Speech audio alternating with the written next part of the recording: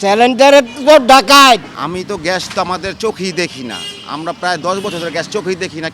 রাজধানীর রাজাবাজার এলাকা, রান্নাঘরের এই চুলার আগুন জ্বলছে না, তবু অদৃশ্য আগুনে পুড়ছে সাধারণ মানুষের পকেট। সাম্প্রতিক ঘোষণায় এলপি গ্যাসের দাম আরেক দফা বাড়ানো হয়েছে, এতেই যেন চিন্তার ভাঁজ পড়েছে সাধারণ মানুষের কপালে। লাড়কি টুকাইতে হয়, তখন সময় লাগে লাড়কি টুকাইতে, রান্না করতে হয়, ছেলে মেয়ে নিয়ে স্কুলে যাইতে। কখন যদি টাকা সহ থাইকে যদি গ্যাস না পাওয়া যায় তা তো গ্রামেই ভালো। 1,000 টাকা করে চলে যাচ্ছে, বুঝেন না? তাহলে ব্যয় বেশি না, এই জন্য অনেক কষ্ট হইতেছে আমাদের তাঁতিবাজার পুরান টাউন বলে, যেখানে তাঁতিবাজার ঝুলনবার একটা এলাকা আছে, সেখানে প্রায় 200-র মতো ঘর মানে বিল্ডিং আছে। সেখানে আমাদের চোখে মানে 10 বছর ধরে আমরা গ্যাস চোখে দেখি না।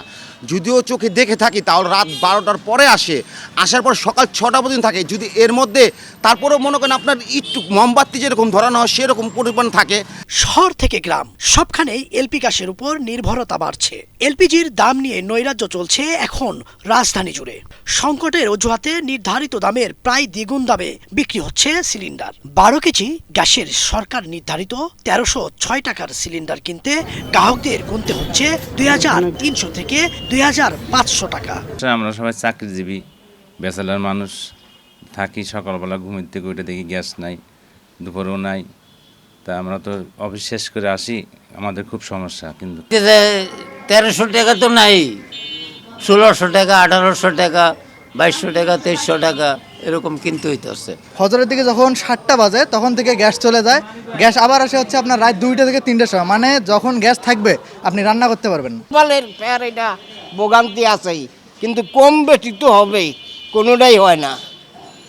এই যে এখন ভাত খাইছি, এক বছর এই রাত 3টার সময় ভাত করছে এই ভাত।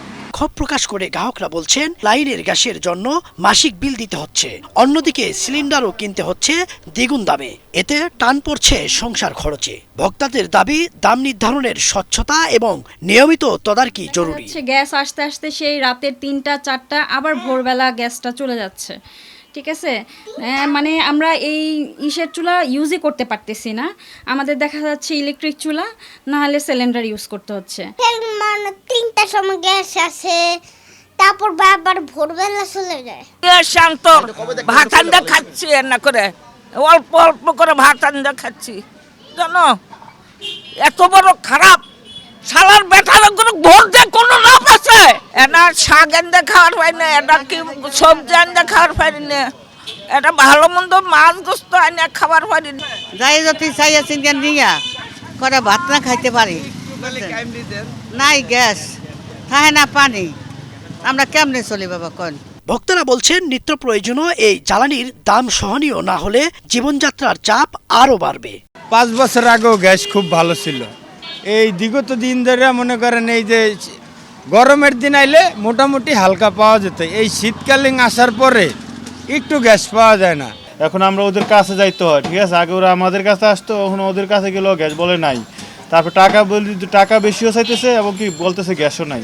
গ্যাস সরকার নির্ধারিত একটা দাম দিয়েছে আপনার 1306 টাকা, আর এখন তারা বলে যে 2500-2600 টাকা। তারপরেও তারা গ্যাস সংকট দেখায়। এলপি গ্যাসের দাম বৃদ্ধি নিয়ে এই তুঘল কি কাণ্ড আর কতদিন চলবে, এটাই এখন ভোক্তাদের প্রশ্ন। ইদ্রিস আলম, বাংলা ভিশন, ঢাকা।